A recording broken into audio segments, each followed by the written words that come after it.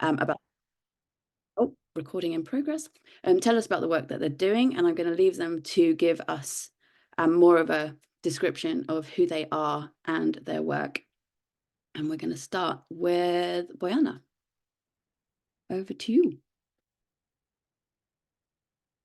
Hi, hello everyone. Thank you for organizing this. I'm actually really happy and a little bit nervous to be going first, particularly because I feel like I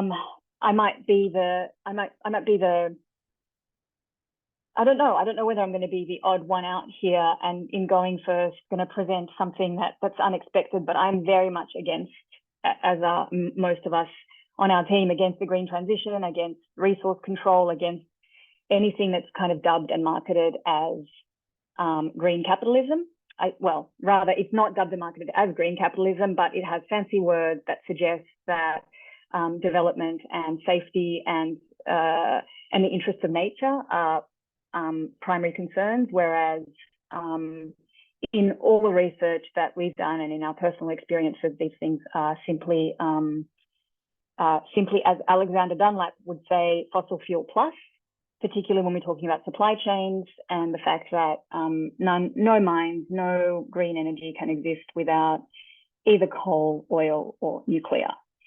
So my name is Bojana Novakovic, and I'm from Serbia, and I'm the coordinator of a campaign called Marsa Drine, which is, I'm just going to see here whether Marina's here so I can say hello to her too, which is Ciao Marina, which is a national and local campaign against Rio Tinto's planned lithium mining project in Serbia. I should just say that this campaign started in coordination with Marina's team back in December 2020, and then kind of became too big for any individual group of people. So what ended up happening was the campaign very much expanded into various elements and areas and opened up this theme of lithium mining and the green transition and its implications on a non-EU country within Europe. And it culminated in various campaigns, political and non-political actors involved in 2021, which culminated in blockades with 100,000 people on the streets in 50 Serbian cities that were ostensibly against this mining project and against Rio Tinto, but very much even more so against the colonization that this project represents. And Marsa Drine in and of itself has a very specifically anti-fascist and anti-colonialist perspective, which makes it a bit of an anomaly within the Serbian NGO space. We're not an NGO, we're an informal campaign, an informal collective of various actors and collaborators. And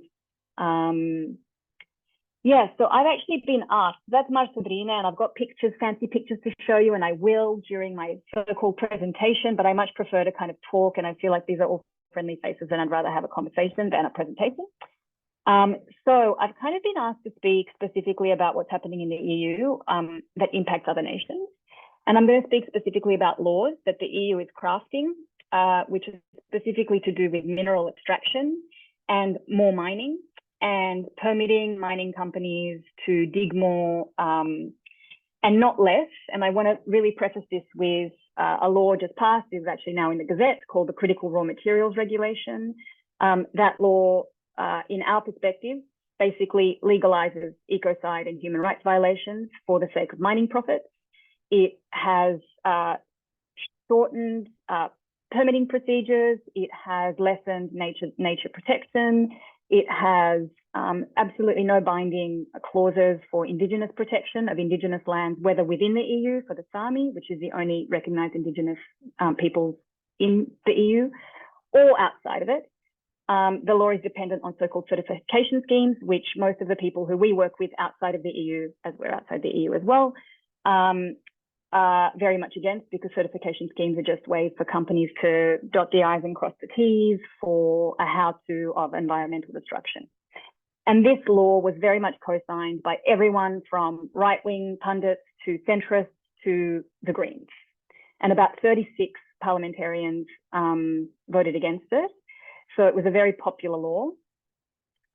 However, on our end of the spectrum, a petition against this law on a European level garnered 75,000 signatures within 24 hours of its launch, and over 300 local groups and experts from around 30 different countries around the world, including the EU plus outside of it, have written a very, very serious letter threatening legal action against any facet of this law once it obviously comes into effect. So there's a lot of opposition of this law, particularly from local communities. And I think what happens with such a big law is that the law itself is kind of a manifestation and an enactment of energy transition stuff, which is about energy needs. And energy needs in no way have been lessened with this law. There's absolutely nothing within European regulation that has any legally binding demands for energy reduction, for production reduction, particularly not with military industrial complex, particularly not with plastics, particularly not with anything like that, which we all know kind of, if you're a degrowther, you're probably understanding what I'm talking about. If you're not, to put it simply, the EU has created a law that basically allows mining companies to legally mine and pillage land in the name of a green transition, also in the name of a very like a corporate racist agenda to stop China from being a world like a reducing our dependence on China. However, nothing about this law talks about mining less or drawing less from other countries. So in the work that we do with people from Chile or Argentina, they're incredibly concerned because there's nothing that says, because Europe wants to mine more, they're not saying they're going to purchase less from various actors outside of the European Union. And I guess to bring it home to a very local perspective in terms of, and I can only really talk about Serbia, is that what has been happening in Serbia is that we've noticed that over the last year, there have been very specific, I'm just going to look at the points that I've been asked to talk about and stick to them actually. What can the EU citizens do to challenge problems? Okay, they're doing it. Hang on, what does international solidarity? Okay, so just to give you an idea of how this looks for us, laws like this absolutely validate projects like Rio Tinto. And what I want to really pass on here is this entire nation stood up against Rio Tinto's project. So much so that the public pressure caused the government to cancel the project by government decree in January of 2021. We have just revealed that the company has actually spent almost $300 million on a cancelled project, investing in a cancelled project, on things like consultations and a feasibility study since its cancellation. They've spent more money on the project since its cancellation 2 years ago than they have in all the time they've been here for 20 years. Obviously, this reeks of some form of potential corruption. I don't want to get sued or put in prison, so potential corruption. And then there's not just my words, they're the words of many people who have looked at these documents. And what we're seeing here is a legalized bullying tactic. So we're seeing the company use tactics like, this is completely legal. We bought land. Europe needs this. America has a law. And Europe now has a law. And according to these laws, we need to dig more.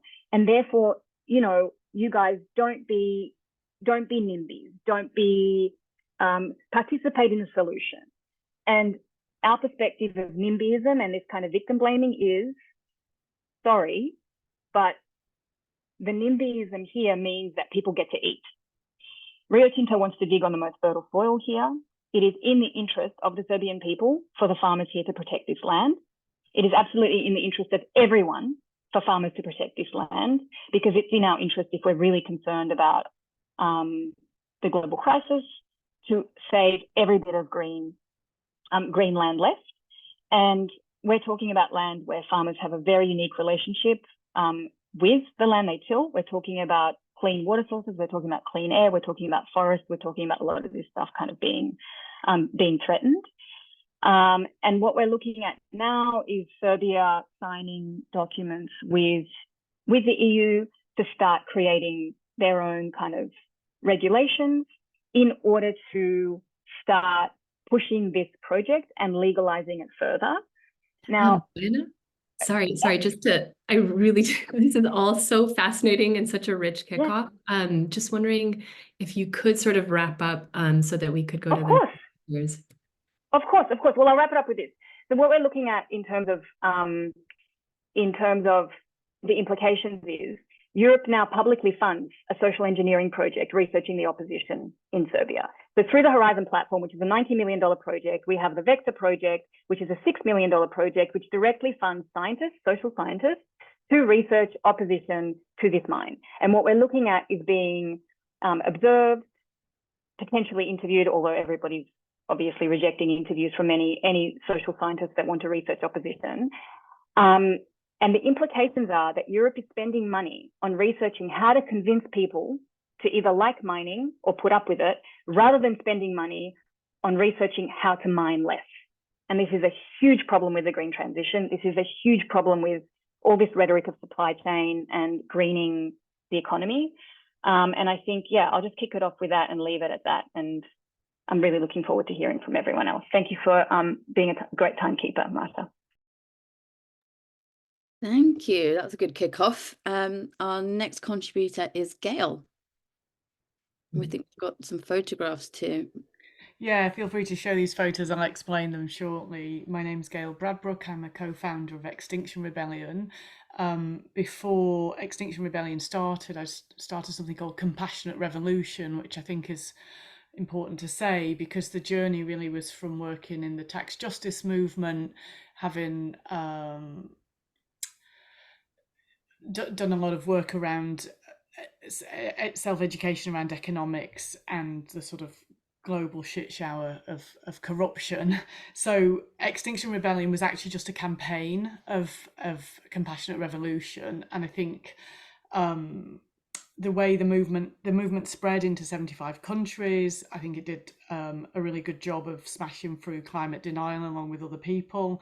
But to me, it feels quite stuck now in this sort of idea that you get people on the streets and they're going to sort of demand change from governments, which are systemically designed to reproduce growth-based economic and sociopathic paradigms. So, that's not how I see it. I see the need for climate movements that can bring people in who are terrified about what's happening with our environment, but also at the same time take them on a journey of political education and deepening their sort of understanding of what of history and where we're heading. So what I do now is I've been incubating with others a sort of evolutionary move for XR for people who want that, are willing, which is called XR Being the Change. We work with Pan-Africanists and others across the world that networks have been developed through our XR Internationalist Solidarity Network. Part of what we're doing this year is a decolonial open communiversity reparations conference and looking towards a conference to mark 140 years since the Berlin Conference. So there's a lot of focus on planet repairs being the nexus between cognitive, environmental and reparatory justice. So to talk about a just transition and to reassure Bojana that, definitely not into green capitalism and all that bollocks. The concept of a just transition, I'm not even sure if it's a good idea to use those words, right? But I did write about that recently and hoping that article could be shared with people. I don't know if we are sharing these pictures now, but let's go ahead because there's limited time. I was honoured this March, to be invited by Paris, which is the Pan-African Reparations Internationalist Standing Conference, to go on a delegation to the Sahel, to the Alliance of Sahel States, the AES in French. So these are three states, Mali, Burkina Faso and Niger, that have formed an alliance in, I think, September last year, in reaction to ECOWAS sanctioning those three countries. What those three countries have done, and there's an article with FAQ, so I don't need to explain everything here, but what those three countries have done is to kick out the colonizing French powers, the imperialistic powers, and recently America. So obviously we're very worried about the repercussions. There's sanctions from Europe on these three nations. And these were three military coups which were very much backed by the people. That's me there, that photograph with the Minister for Education, and next to me is, on the one side, and next to me is the leader of the M62 movement, who had got they get all the people on the streets in Niger in the capital in Niamey to demonstrate that this was not a reactionary coup, this was a revolutionary coup. So when we talk about a just transition, what we're talking about is what it means when global South countries say, you're not having our stuff for nothing. We're deciding whether you're having it on the first place, and if you are, we want a fair price for it. So for example, there's a question there. It's Niger, Burkina Faso and Mali. They're the three countries that formed an alliance, a military alliance. So, for example, Niger is rich in uranium. France has been taking that uranium for 80 cents a ton when it's worth 200 euros on the open market. Burkina Faso is rich in gold.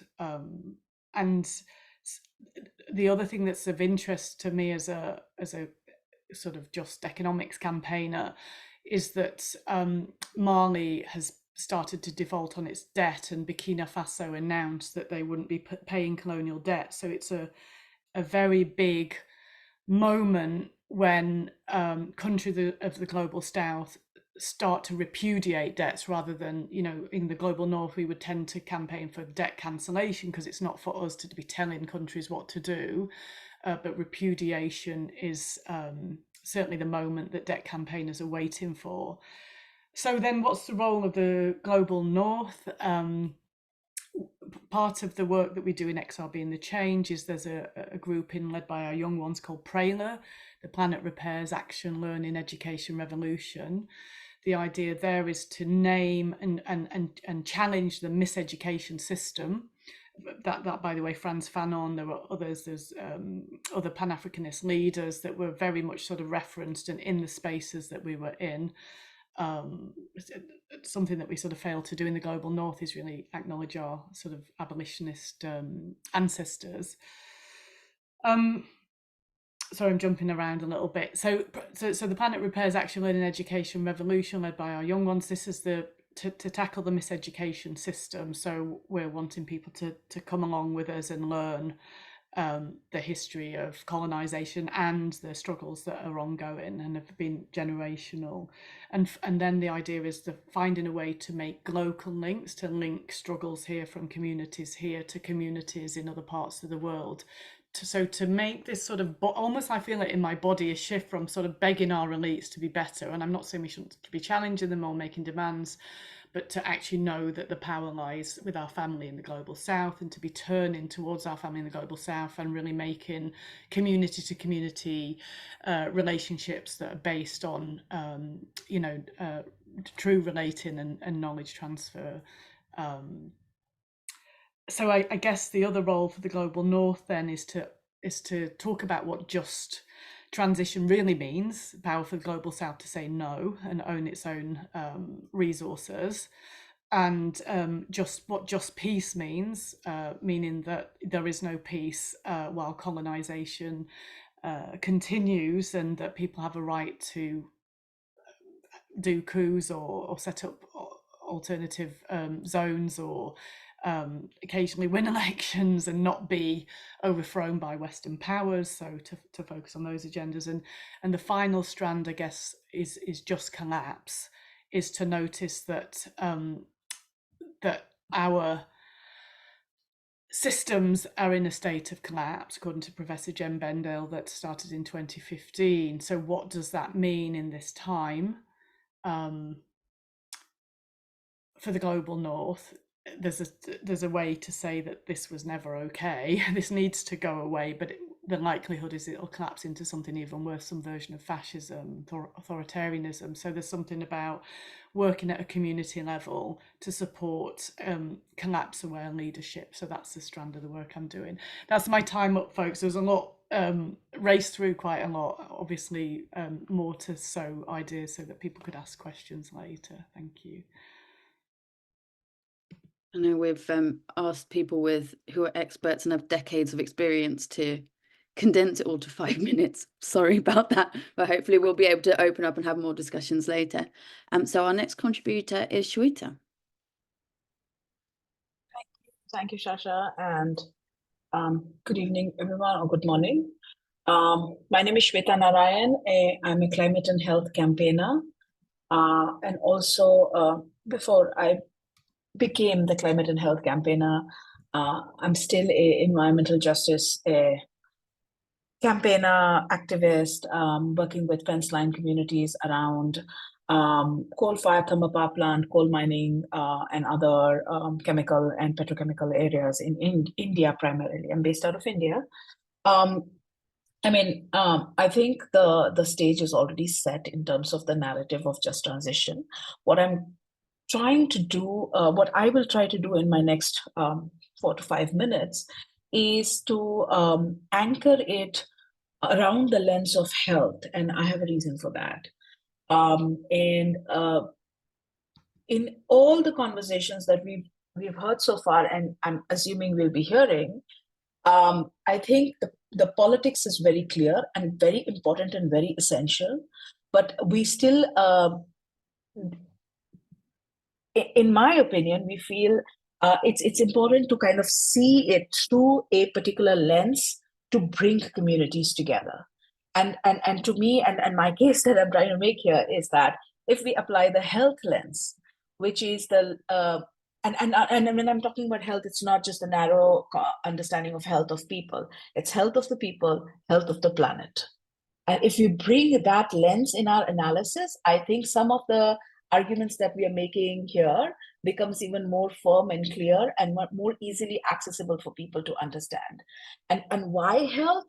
Because health is a shared concern. We've seen it not going into the injustices that happened during COVID, which is another lesson for us to learn in terms of inequities and injustices. But the fact that health is a topic that can bring people together, it can transcend barriers, because we all worry about our health, our children's health, our family's health, our community's health. And when we're looking at transition, and we are on a path of a transition, whether we like it or not, and it's not a just one. And the onus to make this transition just is within us, and it's our responsibility to make sure that this is just. And when we're looking at a transition, imagining it to be just, it has to be, again, a shared conversation. It can't be a conversation that a government or a fossil fuel industry suddenly, wakes up and brings to us.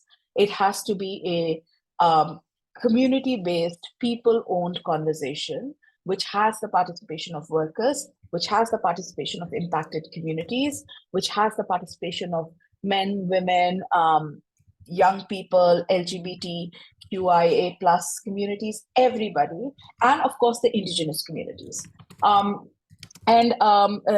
Couple of years ago, taking on this challenge and mostly sort of crystallizing, and again, this many years of our own interest and our own experience, we tried to, and when I say we, a few of us in the climate and health community tried to put together some principles around which we could understand how just transition can be framed.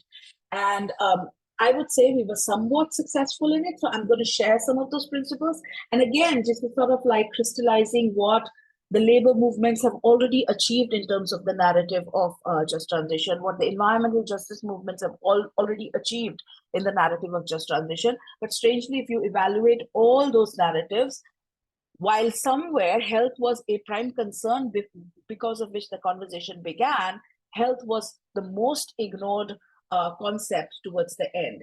And the reason why I'm kind of emphasizing on the importance of a health narrative is while it's a shared narrative, while it has the potential to bring people together, health is also a narrative that can be easily weaponized by the fossil fuel industry, and fossil fuel industry can greenwash health and use it against us in perpetuating and promoting certain false solutions, or what we call dangerous distractions.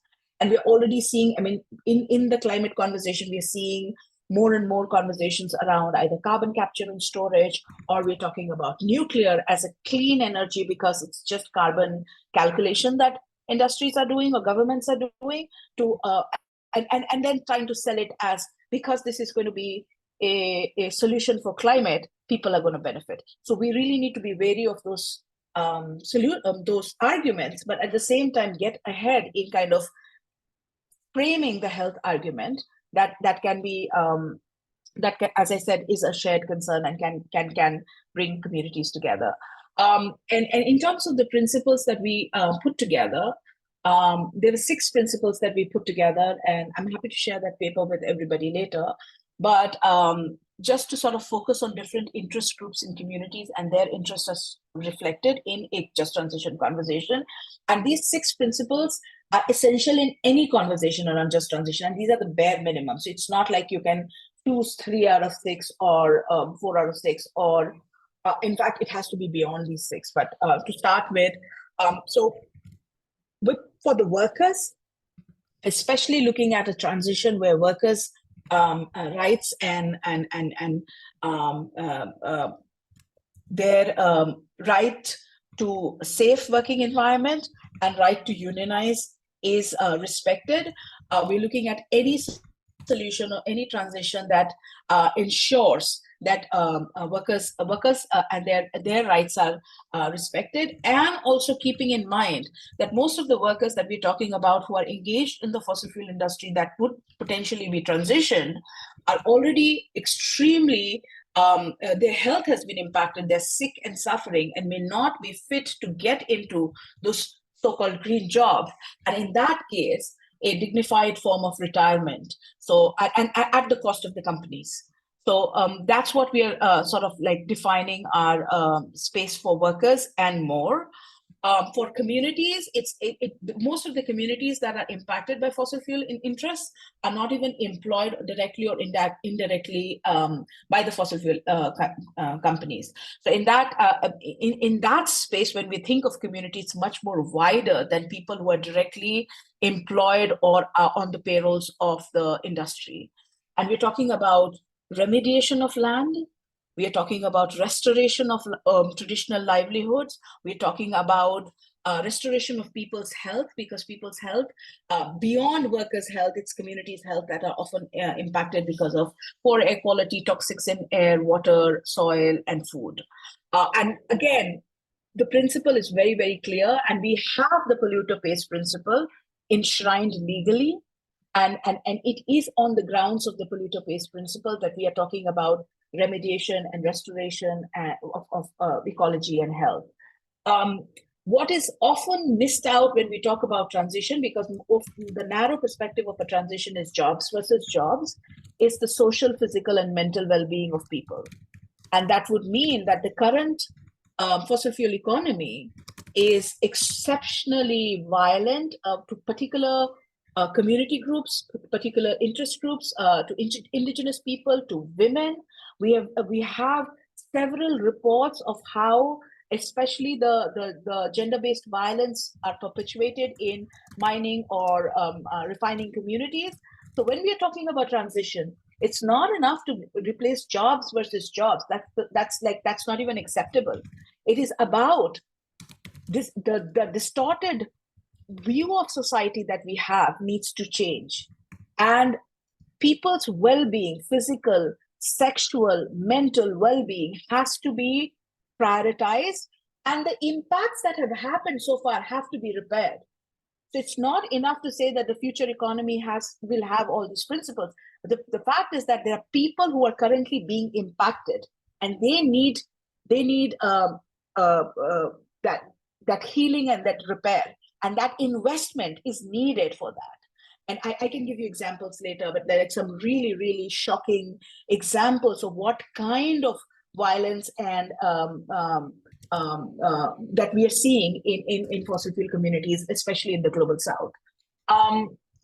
Sorry, we're going to have to wrap up. I have two more principles, so that is going to be fast. Actually three. But in all of this, it's important to understand the role of the health sector, which is the least talked about, that there is a health community, there is a trained workforce that is engaged in our well-being, or supposedly should be engaged in our well-being, and never figures out in any of the conversations. We have health professionals, health workers, the doctors, the nurses, the frontline responders, the community health workers who are witnessing the impact of environmental injustices and climate injustices on our bodies firsthand. They never show up or they're never invited, unfortunately, in any of these conversations for them to bring that evidence and that perspective to solidify our argument. So it's really important to engage with the health sector. The final two bits in terms of, and I think that's the core of it, and I'm sorry I'm bringing it to the last, is that it's not the fossil fuel industry, but it's the fossil economy that we really need to think about when we're talking about a transition.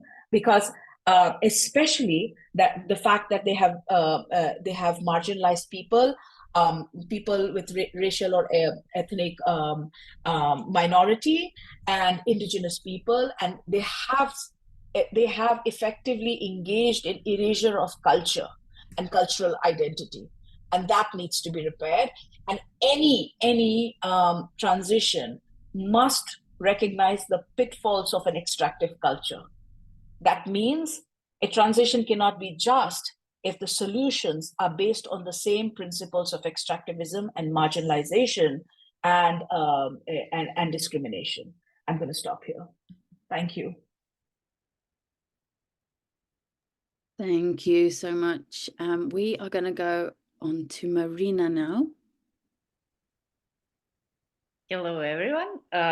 So as you know, I'm from Serbia, and when I was 7, a dictator became a president in Serbia. So for me, as a 7 years old, I didn't know what does that mean.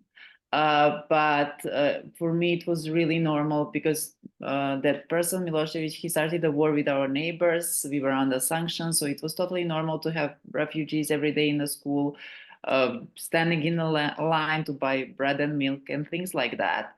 For me as a kid, the only thing that was not normal was to have my parents who are frustrated about the politics all the time.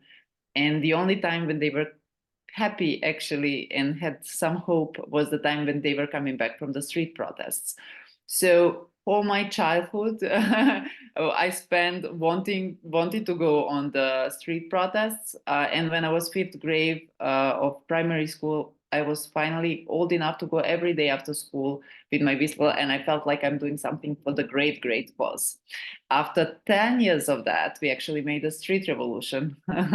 First one and in Belgrade, and that day was really scary for me. I was 16. Tear gas was everywhere, police was everywhere, and at some point I was in front of National Assembly, and I saw the crowd going inside of the building, and I was like, "Yeah, we won! This is it!" And in another second, I saw the same guys going out from National Assembly, stealing chairs and tables and pictures. And something crashed in me. And I remember that at that moment, I said, like, okay, this was not a glorious victory I was hoping for and waiting for so many years. And something died in me. And something said, like, protests are another way that we should fight.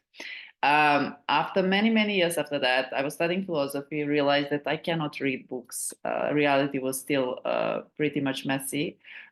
So in 2009, I finally found methodology from Professor Marshall Gans from Harvard Kennedy School. And I found some people with whom I wanted to fight for something, not only against something.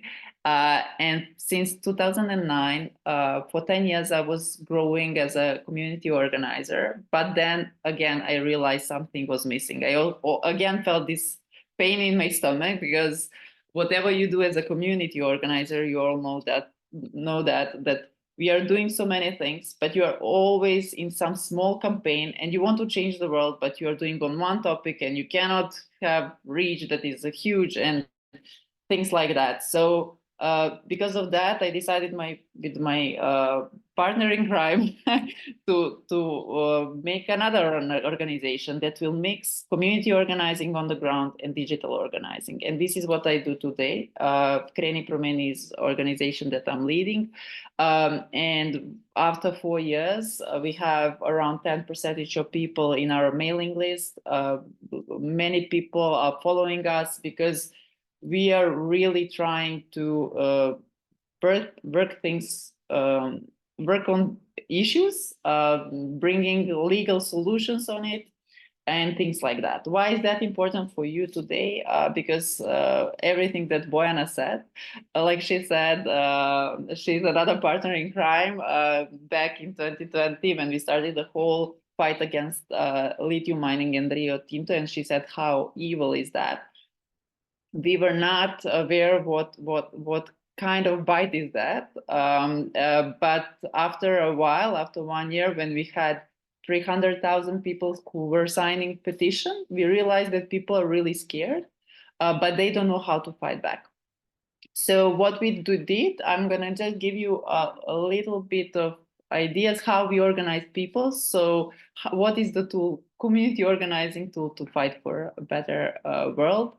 I'm just going to give you an example of how we started. At some point, Rio Tinto had plenty of advertisements across public TV, national TV, everywhere. And we couldn't fight that because we didn't have money. So we asked our members to donate, to have small donations and to fight back for 30 seconds advertisement on public service TV. And we made a contra advertisement why Rio Tinto is not good for us and lithium mining. And the public service that we are paying as citizens didn't want to play that 30 seconds advertisement when they heard who is making that advertisement. So what we did, we organized a protest in front of a building. Around 2,000 people was there on that event. And in just 24 hours, 1 million people saw that advertisement that we were playing in front of the building. At the same moment, Vučić, today we have that president, he announced that he will change 2 laws. He just said, like, I'm going to adopt that next week. And that made a huge mess with many organizations, Boyanas and many others. So we started protests one day by day, but that was not helping because he just said he's gonna do it. So day before he was planning to do it on Thursday, on Wednesday, we organized one protest with local groups.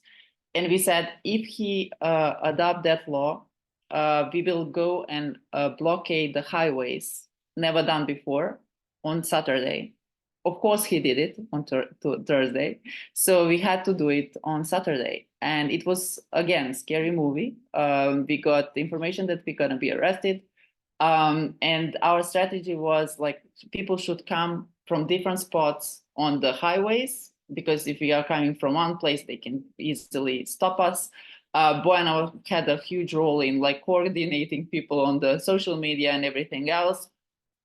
And it was such a teamwork. Kreni Promeni team was at one spot, and of course they put 40 policemen around us, and we thought the story is over. We're gonna be arrested. This is it. But then we went on social media. We saw thousands and thousands of people across the country who went on those highways, and laws were after that.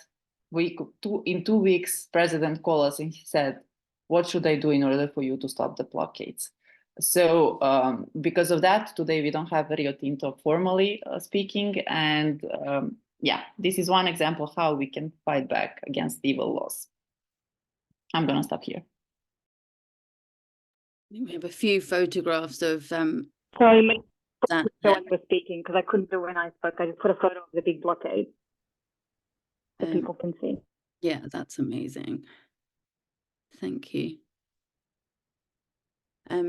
So our next contributor is Lucy, and we've kind of talked about our campaigns, but Lucy is really interesting because she does the work of like, how do we communicate our campaigns to local communities? So Lucy, over to you. Hi, thanks very much, and it's really quite humbling being on this panel. Some incredible stories, hearing from the people that spoke before me, and we're coming at this from a bit of a different angle. I've actually got a few slides, so I'm going to see whether I can share them, and then I'll try and stick to the time. I think you need to let me. Sasha, I think you need to give me permission to share, to screen share. Yep. Are you able to do that, Marsha? I don't think it's letting me. Yeah, sorry about that, Lucy. Thought we did that That's earlier. all right. Here you go. And now. Okay, let's try this. Okay, and then hopefully this is going to work. And I can't see now what you can see. So can you see the PowerPoint? Somebody give me PowerPoint and your notes. You can see notes as well. Okay. Why does it do that? Hold on one second. This is why it's better just to talk sometimes. Let me just try this again, and I'll just share it like this.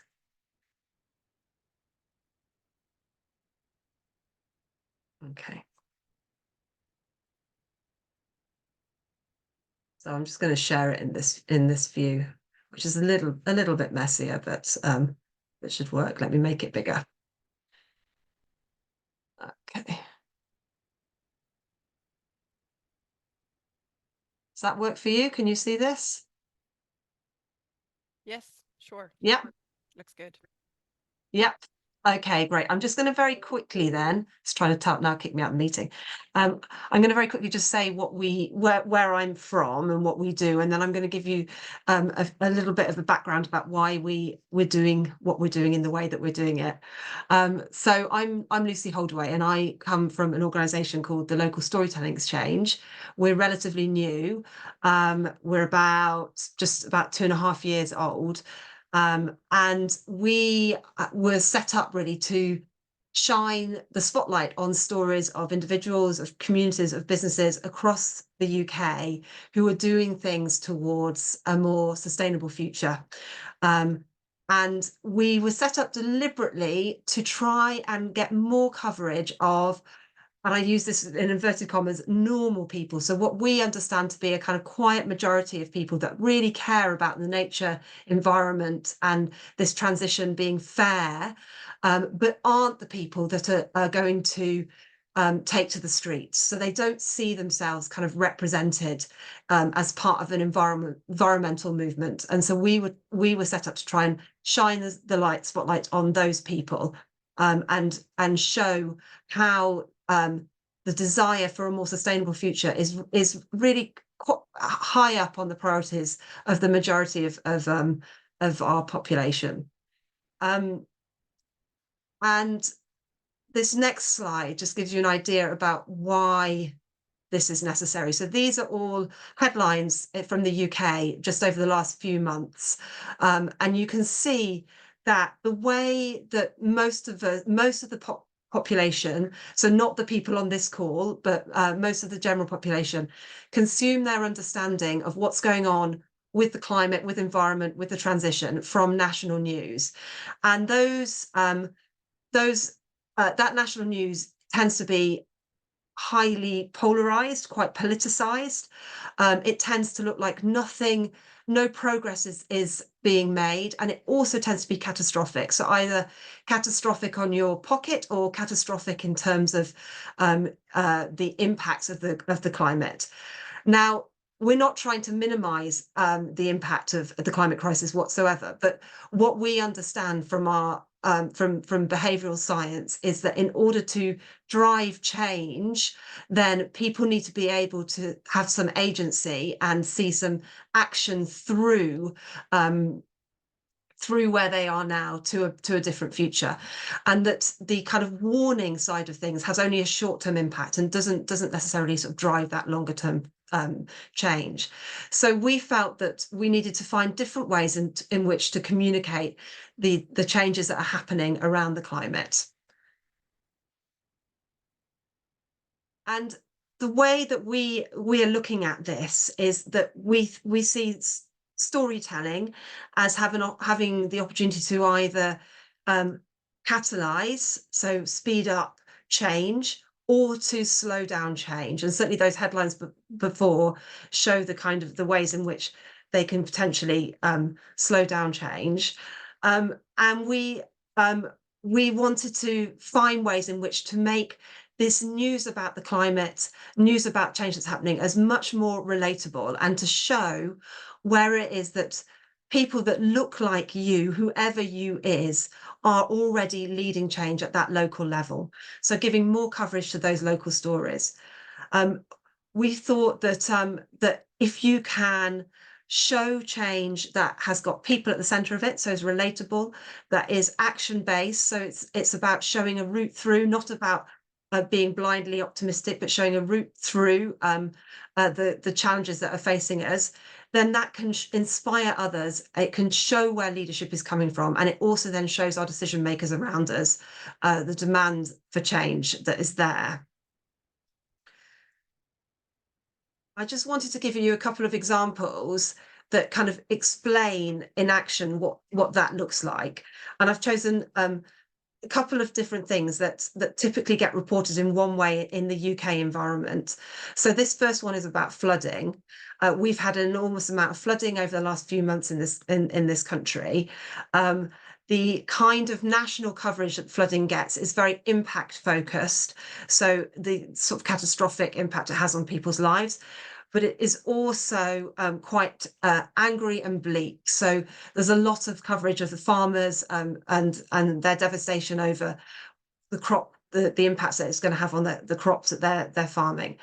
Now, there's also at the local level an enormous amount of work happening amongst farmers and communities in trying to build resilience to flooding, but that never gets into the news.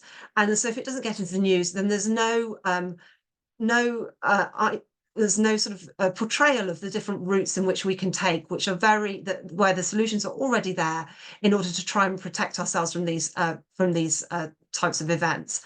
So this is a couple of examples of our storytellers finding farmers at a very local level who are using regenerative and nature-based methods to build resilience both for their own crops, but also to actually build resilience around the whole communities which in previous years had flooded downstream from them. So these news stories made it out into local and regional news, TV and press, and also into the national news as well. It also was an opportunity to show about the kind of links that some of the different parts of our country have with flooding elsewhere in the world. And one of the places that we're based in, Birmingham, has a large Pakistani population, and they do an enormous amount of work with their Pakistani communities around flooding in Pakistan as well. So it gave us an opportunity to sort of show that the links between events that are happening globally and events that are happening locally. That's one example. The other example I wanted to just show you, and this is the last one that I'll do, is about a political announcement that happened in our Conservative Party conference last September.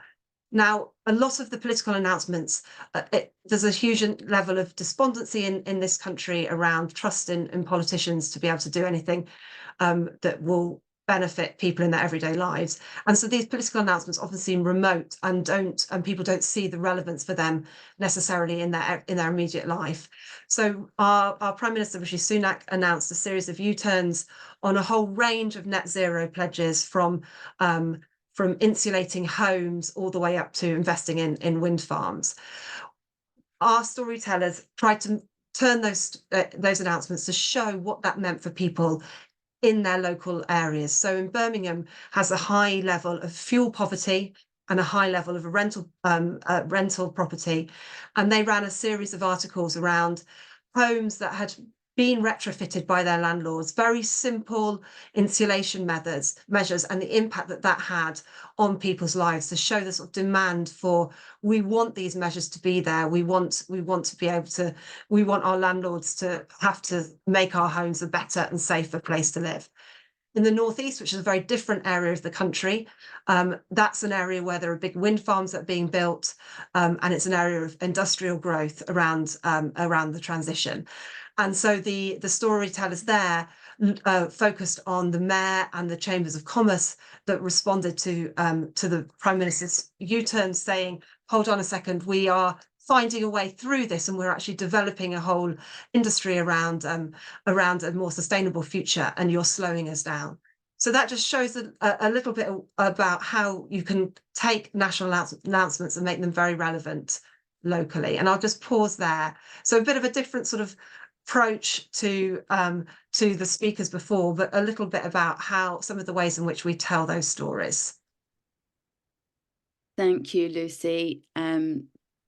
Yes, so we are going to move to our experts in the room within ECON, because we have some amazing Just Transition campaigners. And we're going to kick off with Aja from Poland. Masha, if you wouldn't mind unmuting. Sure.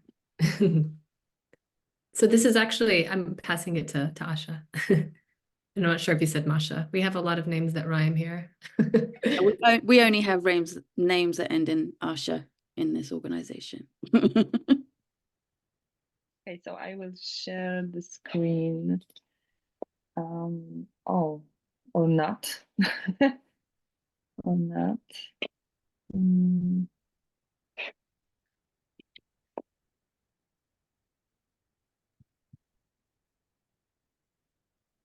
Okay, something is not working. So I will just only explain you, although I wanted, or maybe I will just give a link. Yeah, and I can share for you. Yeah. Maybe something like this, because my system preferences won't allow me this. Okay, so give me a minute.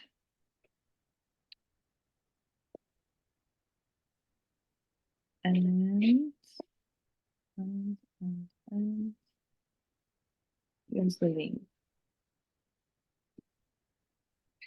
So I will start by saying that today in Katowice there is an Economic Europe Congress, and I was listening this online because I was preparing to today's meeting, but Ursula von der Leyen was talking a little bit about just transition and being in the heart of Silesia and being in Katowice, and a little bit about history of Katowice. And after her, a lot of official was also giving these talks. But you know, there was a lot of talking about money, about investment. So I totally agree that a Green Deal is a lot about investing in some new economic, not necessarily which will be just for us. And on the next slide, there are us Silesian people who are standing somewhere in the place, and this is the view we have every day. So Silesian is split to the Black Silesia and Green Silesia, and what we want to do is to be like really green, but in this good way of greenery, and this is what our campaign Blooming Silesia is all about. So the question for me was about how just transition looked like until now. And I can say that it looks like from the posters, and on the next slide, you will see what we are offered. So we in Silesia are offered, offering a lot of investments who are supposed to be green, but in the reality, and on the next slide is the reality of our transition. Reality is like that. So this is the same place where those apartments should be built, but to build those apartment last week 1,020 trees was cut off. So this is a green transition of Silesia right now. So people are protesting, people are organizing just to stop this madness. And of course, a lot of good things happened to Silesian region in the past years, but not necessarily for people, maybe more for investors and for businesses. So maybe we can move to the next one. So like few years ago in our heads in the Common Think Foundation, when we was observing this and organizing in different Silesian cities, we had this brave but little dream to just put our voices first and build this vision of Silesia, but based on what we want, what Silesian people want.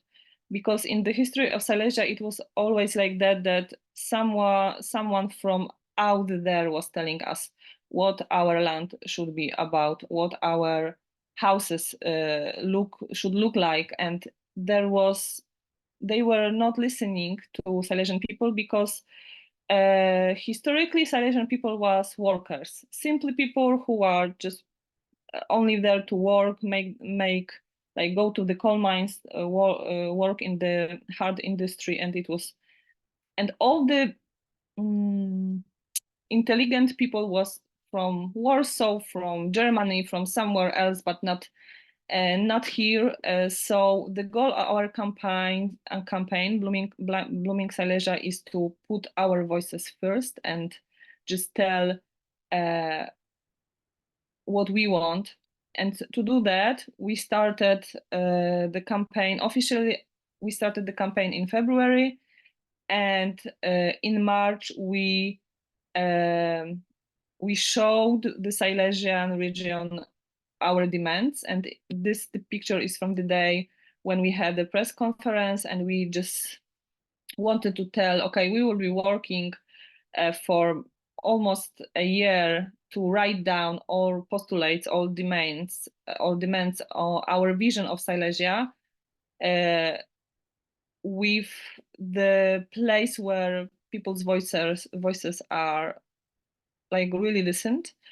So yeah, so we did this thing, and we have a website when you can read our postulates. And also we were in the time when there was a local election in Poland, so we were waiting for maybe some changes in our city, because our postulates are to be implemented on the local level for now, because a lot of the outcome depends on what's going on the local level. So yeah, so like 2 weeks ago, we just ended this time of political chaos connected to elections. So we are right now know who to talk to and who we need to hold accountable to implement this. And the change we want to see is to, like on the previous slide, in the meantime, we prepared some research, and we asked Silesian people what they think the priorities are for the future decision makers. And on the second place, they said that this is about green areas. They want this really green, really clean place to have to live. But also they agreed that they are not taking part in the consultation with the local authorities. So 69% don't take part because most often they don't have time. But after this, they admit that they don't know how to engage. They know about consultation too late, and they think they cannot change anything. So there's a lot of work to be done in this area to bring these voices and to build the new Silesia like we want. So we are working on that right now. It's a fresh campaign, still growing and evolving. So we will see. Thank you. Thank you. And next up is Julia. Okay, I will try to share my screen as well. Okay.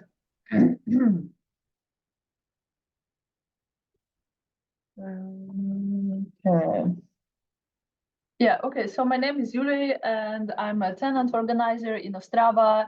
But now I'm working in the neighborhood, which is called Lishtina. This is a very quick and fast presentation, just for 5 minutes, with really some basic ideas what we're doing there. Yeah, I'm a part of an organization that is called Reset, and also I'm from a tenant union. So we work in the area which is called Lishtina, is a neighborhood where there are so-called Finnish houses that were built after the Second World War. These houses were built in order to house miners who were working in the local mines. Ostrava is a coal mining region. So, so there were special colonies that were built there, and they're called Finnish houses because the technology, as you see on this photo, it doesn't look that much technological, but these wooden parts, they were brought from Poland. Now these houses, they were supposed to be privatized by the sitting tenants, but instead they were privatized by basically local oligarch structures. Now they're in ownership of a big Swedish institution landlord, which is called Hemstaden, that also operates in 10 other European countries. From this in this neighborhood, there are also some owners. There are not houses which are not inhabited, and there are more and more abandoned houses because people are living from there. They don't like the insecurity that is connected to unstable rent. They don't know what their future will be. But there are there are at the same time people who received some sort of proposition for purchase of these houses, which was in the beginning really high, and they could not afford it. So there are all types of problems that are connected with ownership, with rent, with high rent, with insecurity. And the main interest of the local people is to try to purchase the houses in private ownership for some affordable price, because they invested in these buildings quite a lot, or to just to have stable rent.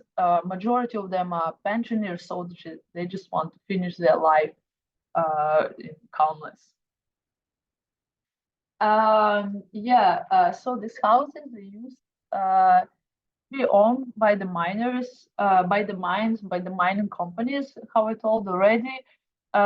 Later on, they were privatized, and now they're ownership of the Swedish corporation.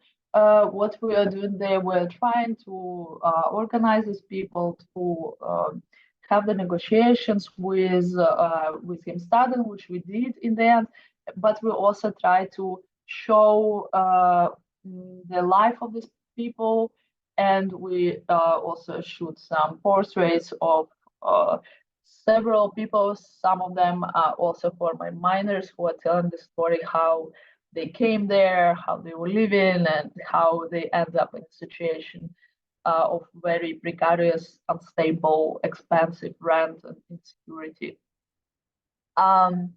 Just to say a few words, Ostrava has a very long history of mining, almost 200 years. The industry was stopped in the 1990s because it wasn't profitable. It was not really, simply speaking, it was really not profitable to actually mine in the city.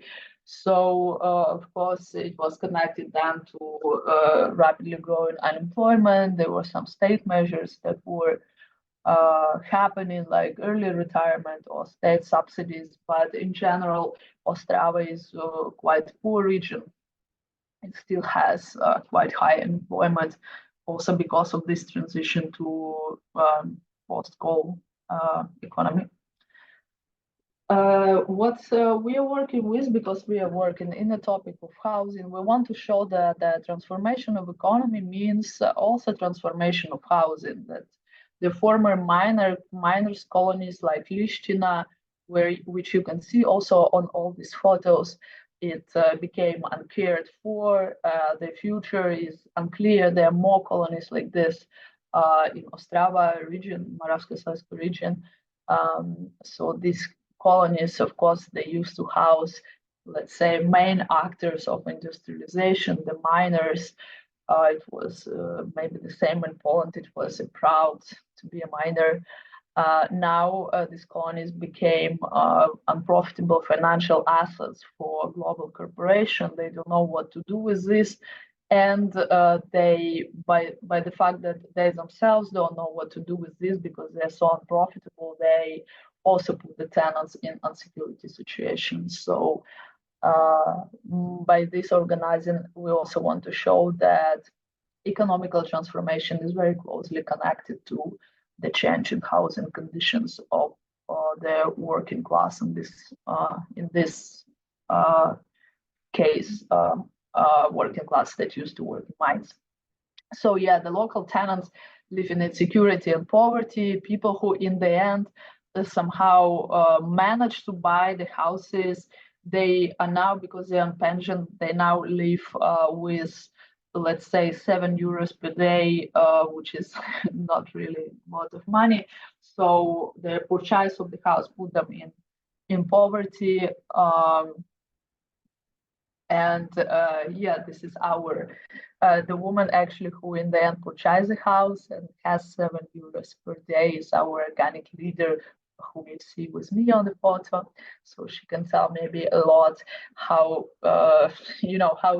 how they were trying to conquer the house insecurity, but ended up in poverty. So it's not really also a good solution.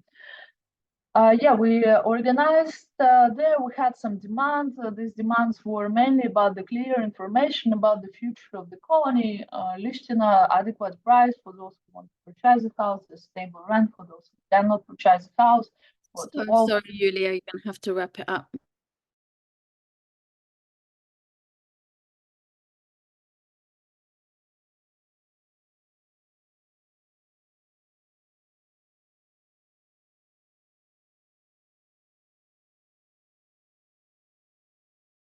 But now the energy in this place is quite declining. So